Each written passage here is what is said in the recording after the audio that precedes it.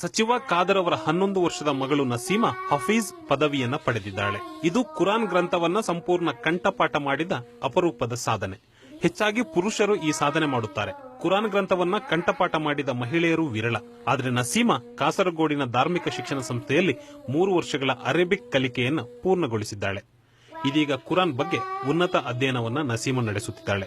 114 ಅಧ್ಯಾಯ, 6236 ವಾಕ್ಯ, 600ಕ್ಕೂ ಹೆಚ್ಚು ಪುಟದ ಬೃಹತ್ ಗ್ರಂಥವನ್ನು ಕಂಠಪಾಠ ಮಾಡುವುದಂದ್ರೆ ಚಿಕ್ಕ ಸಾಧನೆಯಲ್ಲ ಬಿಡಿ.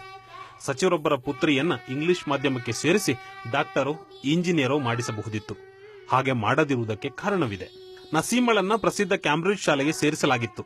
ಕೆಲ ವರ್ಷಗಳ ಹಿಂದೆ ಖಾದರ್ ಕುಟುಂಬ ಮೆಕ್ಕಾ ಯಾತ್ರೆಗೆ ಹೋಗಿದ್ದ ಸಂದರ್ಭದಲ್ಲಿ ಪುಟ್ಟ ಮಗಳು ಖಾದರ್ ಕೈ ತಪ್ಪಿದ್ಲು.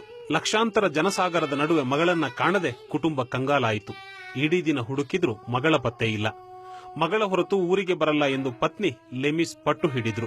ಈ ವೇಳೆ ಖಾದರ್ ಮಗಳು ಸಿಕ್ರೆ ಆಕೆಯನ್ನು ಧಾರ್ಮಿಕ ಶಿಕ್ಷಣಕ್ಕೆ ಮುಡಿಪಾಗಿಡುತ್ತೇನೆ ಎಂದು ಹರಕೆ ಹೊತ್ತರು. ಅಚ್ಚರಿ ಅನ್ನುವಂತೆ ಕೆಲ ಕ್ಷಣಗಳಲ್ಲಿ ಮಗಳು ತಾಯಿಯ ಮಡಿಲಲ್ಲಿದ್ಲು. ಹೀಗಾಗಿ ಸಚಿವರ ಮಗಳು ಧಾರ್ಮಿಕ ಶಿಕ್ಷಣಕ್ಕೆ ಹೋಗಬೇಕಾಯಿತು. 1 ನಿಮಿಷದ ವಿಡಿಯೋ ನ್ಯೂಸ್ ನೋಡಲು ಗೂಗಲ್ ಪ್ಲೇ ಮತ್ತು ಆಪಲ್ ಸ್ಟೋರ್ನಿಂದ ನ್ಯೂಸು ಆಪ್ ಡೌನ್ಲೋಡ್ ಮಾಡಿಕೊಳ್ಳಿ.